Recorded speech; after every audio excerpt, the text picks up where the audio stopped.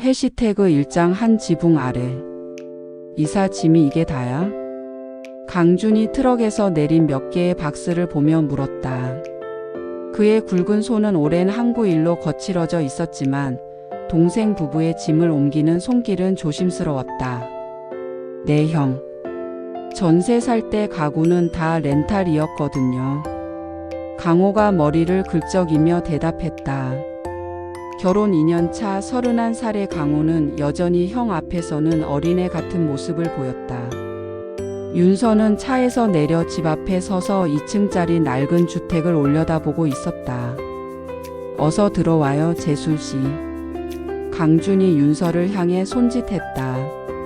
29의 윤서는 깔끔한 원피스 차림새로 항구 동네의 분위기와는 사뭇 달랐다. 그녀는 짧게 고개를 끄덕이며 집 안으로 들어섰다. 아, 여기가 거실이고요. 저쪽이 부엌, 그리고 저 방이 너희가 쓸 방이야. 강준이 집 안을 안내하며 설명했다. 20년 된 집치고는 깔끔했지만 윤서의 눈에는 곳곳이 낡아 보였다. 특히 부엌의 오래된 타일과 거실의 색 바랜 벽지가 눈에 들어왔다. 형 정말 고마워요. 언제까지 신세를 질지 모르겠지만. 뭔 소리야. 가족인데 당연한 거지. 나 혼자 이 넓은 집에서 뭐 했겠어. 강준이 손사래를 치며 웃었다. 그는 5년 전 부모님이 돌아가신 후 혼자 이 집을 지켜왔다. 항구에서의 막일로 하루하루를 살아가는 그에게 동생 부부의 합류는 반가운 일이었다. 형님, 집이 참 좋네요.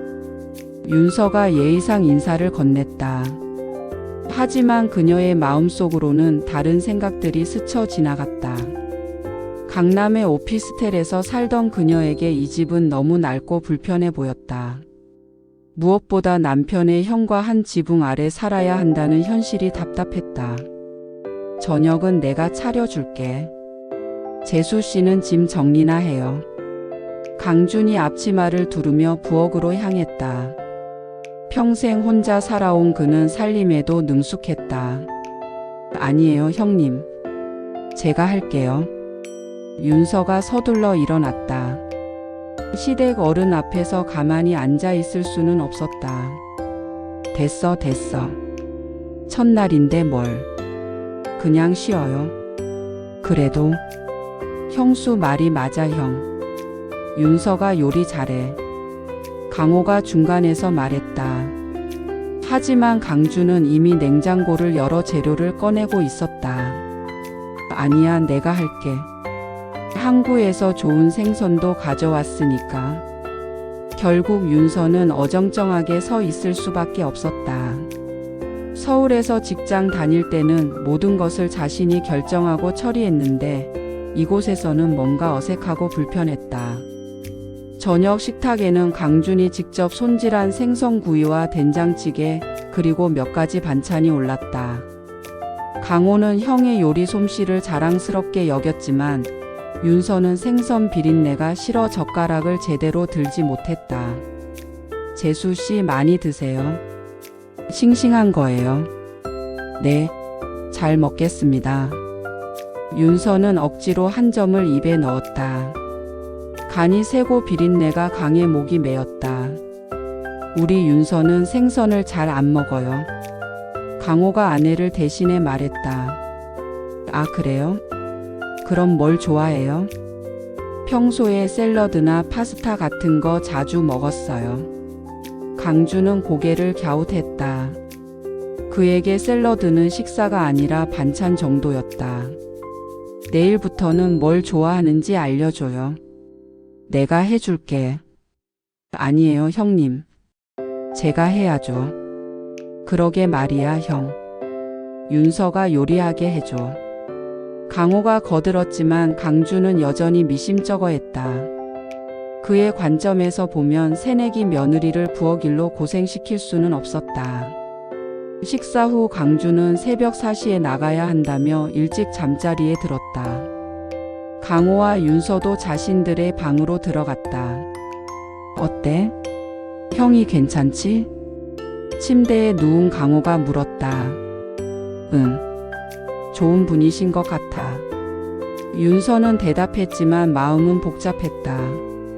좋은 사람인 건 알겠는데 앞으로 계속 이렇게 살아야 한다고 생각하니 막막했다. 조금만 참아줘. 돈 모이면 바로 나갈 거야. 응, 알아. 하지만 윤서는 잠이 오지 않았다. 벽 너머로 들려오는 강준의 코 고는 소리, 낯선 집의 냄새, 그리고 앞으로의 생활에 대한 불안감이 그녀를 짓눌렀다. 새벽 4시 강준이 나가는 소리가 들렸다. 항구로 향하는 그의 발걸음은 규칙적이고 무거웠다. 윤서는 이불을 머리까지 뒤집어 쓰고 눈을 감았다. 하지만 이미 그녀의 마음속에는 작은 균열이 시작되고 있었다. 해시태그 2장 작은 균열. 함께 산 지 일주일이 지났다. 강준의 하루는 새벽 4시에 시작되었다. 세수를 마치고 부엌에서 간단히 라면을 끓여 먹은 뒤 항구로 나가는 것이 그의 일상이었다. 형님, 아침은 제가 차려드릴게요. 어느 날 아침 윤서가 일찍 일어나 강준에게 말했다. 아니야, 됐어. 어차피 간단하게 때우는 거니까. 그래도 라면만 드시면 어떻게 해요? 몸에 안 좋아요. 윤서는 냉장고를 열어 달걀과 햄을 꺼냈다. 하지만 강준은 이미 라면을 끓이고 있었다. 괜찮다니까요. 재수 씨는 더 자요. 형님, 저도 일찍 일어나는 거 좋아해요. 아침에 일찍 일어나는 게 좋긴 하지. 그런데 너무 일찍 일어나면 하루 종일 피곤할 텐데. 강준의 말에는 걱정이 섞여 있었지만 윤서에게는 간섭으로 들렸다. 그녀는 서울에서 7시에 일어나 출근 준비를 하던 사람이었다. 새벽 5시는 이른 것도 아니었다. 결국 강준은 서둘러 라면을 먹고 나갔고 윤서는 홀로 부엌에 서서 달걀 프라이를 만들며 씁쓸한 기분을 느꼈다. 형이 뭐라고 했어? 아침에 일어난 강호가 물었다. 별거 아니야. 그냥 아침 준비해 드리려고 했는데 안 받아주시더라. 아, 형이 원래 그래. 남 손 빌리는 거 싫어해. 나쁜 뜻은 아니야. 강호가 아내를 달래며 말했다. 하지만 윤서의 마음속 불편함은 쉽게 가시지 않았다. 며칠 후 더 큰 문제가 생겼다.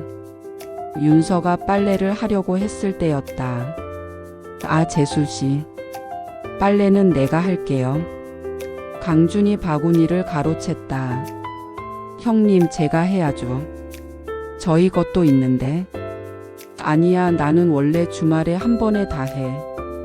효율적이거든. 하지만 그리고 세탁기 쓰는 법이 좀 까다로워요. 물 온도도 맞춰야 하고. 윤서는 할 말을 잃었다. 20대에 혼자 살 때부터 빨래를 해온 그녀에게 세탁기가 어려울 리 없었다. 하지만 강준의 고집스러운 표정을 보니 더 이상 말하고 싶지 않았다. 저녁 시간이 되자 새로운 갈등이 시작됐다. 강호야, 요즘 취업 준비는 어떻게 되고 있어? 강준이 저녁을 먹으며 물었다. 형, 아직 좀 더 알아봐야겠어. 여기서 갈 만한 회사가 많지 않네. 그럼 항구 일은 어때? 나랑 같이 나가면 하루에 15만 원은 벌 수 있어. 윤서가 젓가락을 든 손을 멈췄다. 형님, 강호는 허리가 안 좋아서 힘든 일 하면 안 되거든요. 허리가 어디 아픈데? 디스크 초기예요. 병원에서 무거운 것 들지 말라고 했어요. 강준은 고개를 갸웃했다. 그에게 허리 아픈 건 나이 먹으면 당연한 것이었고 일을 안 할 이유가 되지 못했다. 그럼 가벼운 일 시킬게. 사무실 일도 있고. 그래도 새벽부터 나가는 건 몸에 안 좋죠. 윤서의 목소리에 날이 서기 시작했다. 재수씨, 돈 벌려면 좀 고생은 해야지. 나도 20년째 이렇게 살고 있어요. 저희는 다른 방법을 생각하고 있어요. 다른 방법이 뭔데? 이 동네에서 사무직 자리가 얼마나 있는지 알아? 강준의 말에는 현실적인 조언이 담겨 있었지만 윤서에게는 무시당하는 기분이 들었다. 형, 윤서 말이 맞아. 내가 좀 더 알아볼게. 강호가 중간에서 말했다. 그러자 강준은 언짢은 표정을 지었다. 그럼 언제까지 놀고 있을 거야? 나도 매달 생활비가 들어가는데. 형, 미안해. 조금만 더 시간을 줘. 아니, 시간을 달라는 게 아니라 현실을 보라는 거야. 식탁의 분위기가 차갑게 식었다. 강준은 답답한 듯 한숨을 쉬었고 윤서는 입을 다물고 밥만 씹었다. 강호는 양쪽을 번갈아 보며 어색하게 웃었다. 그날 밤 부부의 방에서는 조용한 대화가 오갔다. 윤서야, 형 말도 일리가 있어. 나도 알아. 하지만 내가 몸 상하면서까지 할 일은 아니잖아. 그렇긴 한데. 형도 우리 걱정해서 하는 말이야. 걱정이라고 하기에는 너무 강압적이야. 빨래도 청소도 요리도 다 형님이 하시려고 하고. 나는 뭘 해야 하는 거야? 강호는 할 말이 없었다. 형의 배려와 아내의 답답함을 모두 이해할 수 있었기 때문이다. 조금만 참아줘. 형도 나름대로는 잘해주려고 하는 거야. 알아. 하지만 이렇게 계속 살 수는 없어. 윤서의 목소리는 작았지만 단호했다. 강호는 아내의 손을 잡았지만 그녀의 마음이 점점 멀어지고 있다는 걸 느낄 수 있었다. 벽 너머에서는 강준이 홀로 텔레비전을 보고 있었다. 그도 동생 부부와의 갈등을 느끼고 있었지만 어떻게 해야 할지 몰랐다. 그저 가족을 위해 최선을 다하고 있다고 생각할 뿐이었다. 집 안의 대화는 점점 줄어들었고 서로를 향한 시선에는 미묘한 경계가 생기기 시작했다. 해시태그 3장 폭풍 전야. 강호야, 일어나. 새벽 3시 강준이 급하게 동생을 깨웠다. 그의 목소리에는 평소와 다른 흥분이 섞여 있었다. 형, 왜 이렇게 일찍? 큰일 들어왔어. 중국에서 컨테이너선이 예정보다 하루 빨리 들어온다는 거야. 오늘 하루 종일 작업해야 해. 강호는 잠이 덜 깬 채로 일어났다. 옆에서 윤서도 눈을 떴다. 그게 무슨 상관이야, 형? 야, 이런 기회가 언제 또 와? 하루 종일 작업하면 30만 원은 벌 수 있어. 너도 나와. 형, 나는. 뭘 망설여? 돈 필요하다면서. 강준은 이미 작업복을 입고 있었다. 그에게 이런 큰 물량은 1년에 몇 번 없는 기회였다. 윤서가 벌떡 일어나 앉았다. 형님, 강호는 못 나가요. 왜요? 허리 때문에 무거운 거 들면 안 된다고 했잖아요. 아, 그거? 내가 무거운 건 안 시킬게. 그냥 옆에서 도와주기만 하면 돼. 그래도 새벽부터 저녁까지 서서 일하는 거잖아요. 몸에 무리가 가요. 강준의 얼굴에 짜증이 스쳤다. 재수씨, 돈은 하늘에서 떨어지는 게 아니에요. 몸이 조금 힘들어도 참아야죠. 조금 힘든 게 아니라 디스크가 악화될 수 있다고요. 그럼 언제까지 집에만 있을 거예요? 구직 활동 한 달째 하는데 연락 오는 데가 어디 있어요? 윤서의 얼굴이 붉어졌다. 강준의 말이 틀린 것은 아니었지만 그 말투가 자신을 무시하는 것처럼 느껴졌다. 형님이 뭘 알아요? 요즘 취업이 얼마나 어려운지? 나도 몰라요. 하지만 일할 기회가 있을 때 해야 하는 거 아니에요? 강호는 두 사람 사이에 끼어 난처했다. 형의 말도 아내의 말도 모두 맞는 것 같았다. 형, 좀 더 생각해 볼게. 야, 지금 몇 시인데 생각해? 30분 후에 나가야 해. 형님, 제발 강호 보내지 마세요. 윤서가 간절하게 말했다. 하지만 강준의 표정은 딱딱하게 굳어 있었다. 재수 씨는 왜 그렇게 남편을 못 믿어요? 내가 동생 다치게 할 줄 알아요? 그게 아니라. 그럼 뭐예요? 나를 못 믿는 거죠? 분위기가 급속도로 나빠졌다. 강준에게 불씨는 가장 상처가 되는 말이었다. 평생 가족을 위해 희생해온 그였기 때문이다. 형, 윤서가 그런 뜻이 아니야. 강호가 중재하려 했지만 이미 상황은 악화되어 있었다. 아니야, 강호야. 나는 괜찮아. 나가자. 강호가 일어서서 옷을 입기 시작했다. 윤서는 믿을 수 없다는 듯 남편을 바라봤다. 강호야, 정말 나가는 거야? 미안, 윤서야. 형 말이 맞아. 기회가 왔을 때 잡아야지. 내 몸이 더 중요하잖아. 괜찮을 거야. 하루만이니까. 윤서는 절망감을 느꼈다. 남편이 자신보다 형을 선택한 것 같았다. 좋아. 마음대로 해. 그녀는 쌀쌀하게 말하고는 이불을 뒤집었었다. 강호는 아내를 달래려 했지만 강준이 재촉했다. 빨리 가자. 늦으면 다른 사람들이 다 차지해. 윤서야, 저녁에 이야기하자. 강호가 미안한 듯 말했지만 윤서는 대답하지 않았다. 형제가 나간 후 집안은 쥐죽은 듯 조용해졌다.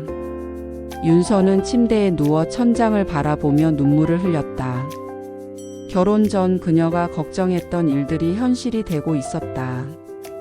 오후가 되자 강호에게서 문자가 왔다. 허리 좀 아프긴 하지만 괜찮아. 걱정 마. 윤서는 핸드폰을 던져버리고 싶었다. 역시나 몸에 무리가 가고 있는 것이었다. 저녁 9시가 넘어서야 두 남자가 돌아왔다.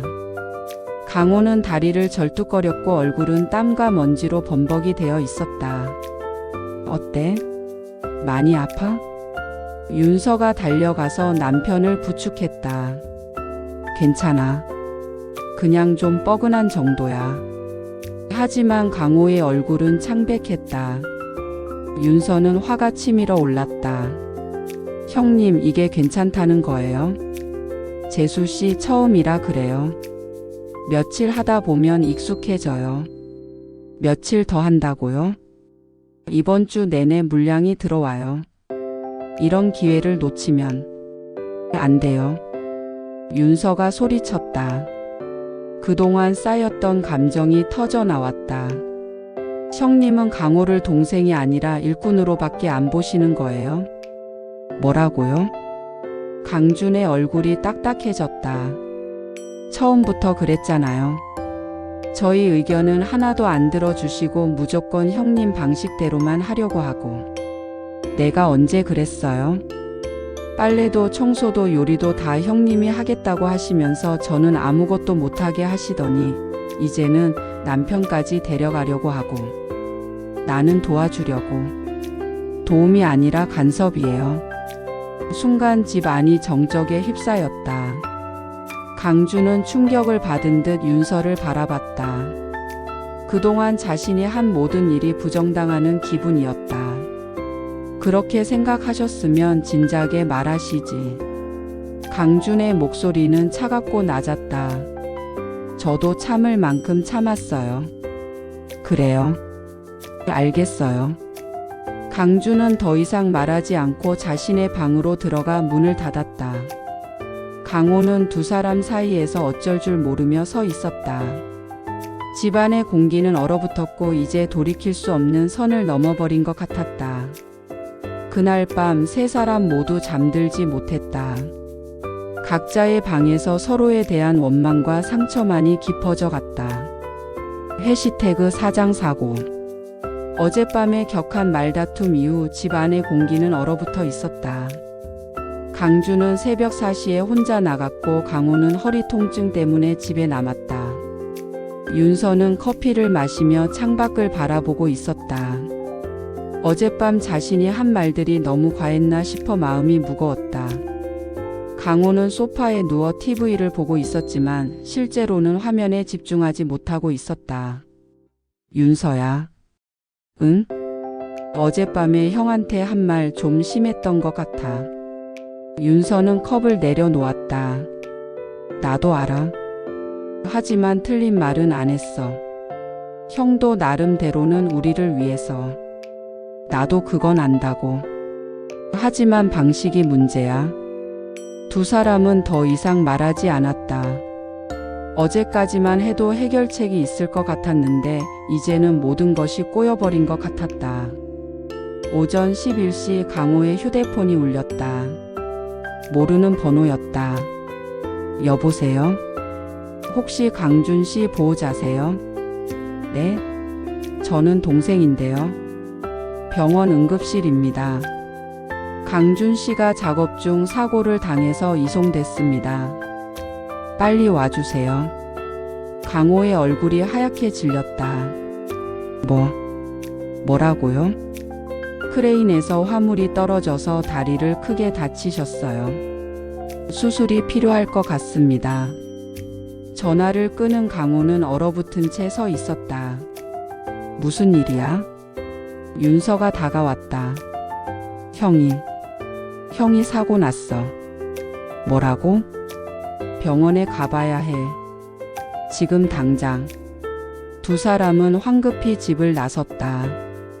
택시 안에서 강호는 계속 형에게 전화를 걸어봤지만 연결되지 않았다.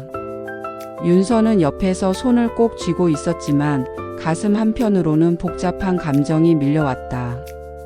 병원에 도착하자 응급실은 분주했다.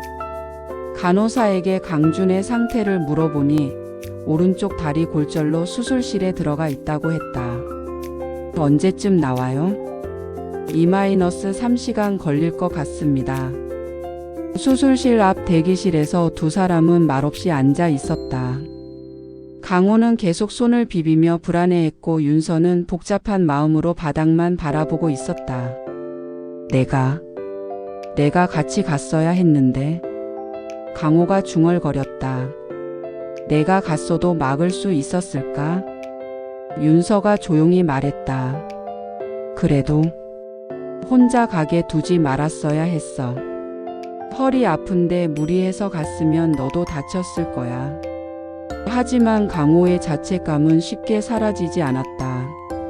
시간이 흘러 오후 3시가 되자 수술실 불이 꺼졌다. 의사가 나왔다. 보호자분이세요? 네, 동생입니다. 다행히 수술은 잘 됐습니다. 하지만 오른쪽 다리 골절이 심해서 회복까지는 시간이 걸릴 것 같아요.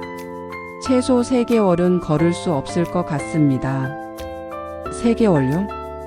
네, 물리치료도 꾸준히 받으셔야 하고요. 강호는 멍한 표정으로 의사의 말을 들었다. 3개월. 그동안 형은 어떻게 생활해야 할까? 강준이 병실로 옮겨진 것은 저녁 6시였다. 마취에서 깨어난 그는 천장을 바라보며 멍하니 있었다. 형 괜찮아? 강호가 조심스럽게 물었다.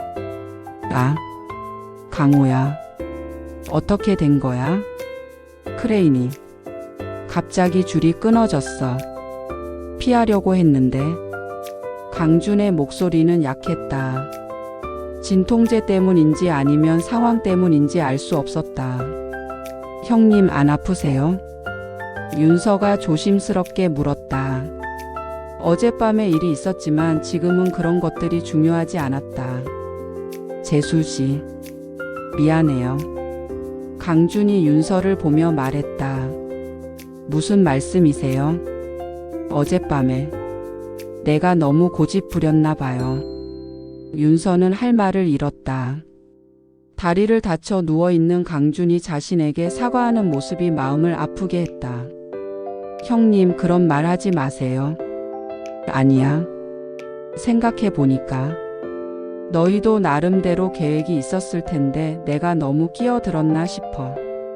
강호가 형이 손을 잡았다. 형 그런 생각하지 마. 형이 우리를 위해 해준 게 얼마나 많은데. 맞아요 형님. 저도 어젯밤에 너무 감정적으로 말한 것 같아요. 윤서의 목소리도 떨렸다. 아니야, 재수씨 말이 맞아. 나는 너희를 동등하게 대하지 않았어. 강주는 천장을 바라보며 계속했다. 20년 동안 혼자 살다 보니까 모든 걸 내가 결정하는 게 당연하다고 생각했나 봐. 근데 너희는 이제 독립한 어른들인데. 형, 특히 재수 씨한테는 정말 미안해요. 며느리 대접을 제대로 못 해드렸네요. 윤서는 눈물이 났다. 강준의 진심 어린 사과가 가슴을 울렸다. 형님도 힘드셨을 거예요. 갑자기 저희가 들어와서. 아니야. 사실 좋았어. 집에 사람이 있으니까 따뜻하더라고. 그런데 왜? 내가 서툴렀나 봐. 가족이 늘어나면 나도 바뀌어야 하는데 계속 옛날 방식대로만 하려고 했네. 세 사람은 한동안 말이 없었다. 병실의 정적 속에서 어젯밤까지 서로를 향해 쌓였던 오해와 원망들이 조금씩 녹아내리는 것 같았다. 형, 이제부터 우리가 형 돌봐드릴게. 맞아요. 당분간은 제가 집안일 다 할게요. 고마워. 정말 고마워. 강준의 눈에 눈물이 고였다. 사고로 다리를 다쳤지만 오히려 가족들과 더 가까워진 것 같았다. 밤이 깊어가며 세 사람은 처음으로 진솔한 대화를 나누었다. 그동안 쌓였던 서로에 대한 오해들이 하나씩 풀려나갔다. 사고는 아픈 일이었지만 이들에게는 서로를 이해할 수 있는 새로운 시작점이 되었다. 5장 새로운 바다.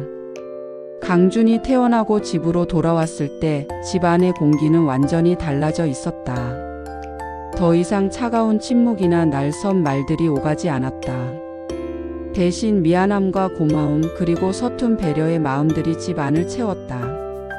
강준은 거실 소파에 누워 깁스한 다리를 베개 위에 올리고 있었다. 아침 일찍 항구로 나가는 대신 윤서가 차려주는 따뜻한 죽을 먹는 것이 그의 새로운 일상이 되었다. 형님, 좀 더 드세요. 영양 보충해야 빨리 나으시죠. 윤서가 정성스레 끓인 전복죽을 내밀었다. 강준은 어색하게 웃으며 그릇을 받았다. 며칠 전까지만 해도 자신이 당연하게 해오던 일을 이제 재수 씨가 하고 있었다. 어색함과 함께 미안함이 밀려왔다. 재수 씨, 정말 미안해요. 내가 좀처럼 이런 걸 받아본 적이 없어서. 무슨 말씀이세요? 저희가 해드려야 할 일인데요. 그동안 형님께서 저희한테 해주신 거에 비하면 아무것도 아니에요. 윤서는 강준의 퉁명스러운 방식 뒤에 숨겨진 따뜻한 마음을 이제야 제대로 볼 수 있었다. 아침마다 라면을 끓여 먹고 혼자서 모든 집안일을 도맡아 했던 그의 삶은 외로움으로 가득 차 있었을 것이다. 이 동네에서 사무직 자리가 얼마나 있는지 알아? 라고 말했던 것도 결국은 강호가 무능력하게 보일까봐 걱정하는 마음에서 비롯된 것임을 알게 되었다. 밤이 깊어지자 강호는 형의 병실 옆으로 간이 침대를 옮겨왔다. 강준은 불편한 몸을 뒤척이다가 조용히 잠든 강호의 얼굴을 바라보았다. 오랫동안 혼자였다. 동생의 결혼 소식도 기쁘기보다는 이제는 완전히 혼자 남겨질 것이라는 불안감이 더 컸다. 그래서 무의식적으로 동생 부부의 삶에 끼어들어 모든 것을 통제하려고 했나 보다. 그게 그가 알고 있는 유일한 사랑의 방식이었다. 형, 잠 안 와? 강호가 뒤척이며 눈을 떴다. 깨웠나? 미안하다. 괜찮아. 나도 잠이 잘 안 와. 형 때문에. 강호는 농담처럼 말했지만 그 목소리에는 깊은 걱정이 담겨 있었다. 강준이 물었다. 나 정말 너희한테 민폐만 끼쳤지? 강호는 한숨을 쉬며 고개를 저었다. 아니, 형이 그랬다면 진작에 우리가 떠났겠지. 형은 그냥 우리한테 어떻게 다가가야 할지 몰랐던 거야. 나도 마찬가지였고. 형제의 눈빛에는 말로 다 하지 못한 복잡한 감정들이 교차했다. 강주는 자신이 쌓아 올린 벽이 얼마나 높고 단단했는지 깨달았다. 그 벽을 허물기 위해 그토록 아픈 사고가 필요했던 것일까. 그 주 주말 강호는 휠체어를 끌고 강준과 함께 바닷가로 나갔다. 파도는 여전히 밀려와 부서지고 있었다. 예전에 강준에게 바다는 오직 생계를 위한 일터였다. 하지만 지금 그는 바다를 보는 눈이 달라져 있었다. 형, 이 바다를 봐. 파도가 항상 똑같지 않아. 어떤 날은 잔잔하고 어떤 날은 거칠고. 강호가 말을 이었다. 우리 삶도 마찬가지인 것 같아. 예전엔 형이랑 나랑 서로 다른 배를 타고 파도를 피하려고만 했지. 그런데 이제는 알아. 파도를 피하는 게 아니라 함께 노를 저어 나아가야 한다는 걸. 강준의 눈에 물기가 어렸다. 내가 너무 혼자만 생각했구나. 너희가 내 배에 올라타길 기다렸어야 했는데 내가 먼저 너희의 배를 끌어당기려고만 했어. 아니야, 형. 이젠 형이 우리 배의 선장이 아니라 우리 모두가 항해사야. 서로의 힘든 파도를 함께 헤쳐나가는 거지. 윤서가 멀리서 그들에게 다가왔다. 두 남자의 대화를 듣고 있었던 듯 그녀의 눈에도 젖은 빛이 감돌았다. 형님, 제가 이제야 알겠어요. 형님께서 라면만 드시고 빨래를 한꺼번에 하셨던 게 그게 다 혼자 사는 형님만의 방식이었던 걸요. 그동안 제가 형님을 잘 모른 채 제 방식만을 고집했어요. 죄송해요. 윤서의 진심 어린 고백에 강주는 고개를 숙였다. 처음으로 며느리가 아닌 한 가족으로서 자신을 이해하고 있는 윤서를 보았다. 아니야, 재수 씨 말이 맞아. 내가 먼저 닫아두었지. 너희가 들어오기 전에 내가 먼저 문을 열어두고 있었어야 했는데. 강주는 깁스한 다리가 아프지 않았다. 아니, 마음의 아픔에 비하면 다리의 통증은 아무것도 아니었다. 사고로 얻은 상처는 육체적이었지만 진정한 치료는 마음에서 시작되었다. 그들의 작은 균열은 사고를 통해 더 큰 구멍이 될 뻔했지만 오히려 그 구멍을 통해 서로의 진심이 흘러나오며 단단하게 봉합되었다. 며칠 후 강준의 물리치료가 시작되었다. 강호는 일을 잠시 미루고 형과 함께 재활 운동을 도왔고 윤서는 병원에 가져갈 도시락을 정성껏 쌌다. 예전에 어색했던 식탁은 이제 세 사람의 이야기와 웃음으로 가득 찼다.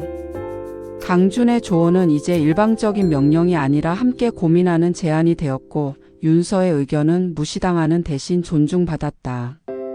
그들의 삶은 여전히 쉬운 바다가 아니었다. 재활 과정은 고통스러웠고 당장의 생계 문제도 해결된 것은 아니었다. 하지만 이제는 서로를 향한 믿음이 있었다. 서로의 눈을 보면 말하지 않아도 어떤 파도가 밀려오는지 읽을 수 있었다. 그들은 이제 더 이상 각자의 외로운 배에 홀로 있지 않았다. 새로운 바다에 다시 떠오른 햇살처럼 그들의 삶은 서서히 빛을 되찾고 있었다. 강준의 다리가 완전히 나아 다시 항구로 돌아가는 날 그들은 혼자가 아닐 것이다. 세 사람의 배는 이제 한 방향을 향해 삶의 거친 파도를 함께 헤쳐나갈 것이다. 그들의 새로운 항해는 이제 막 시작되었다.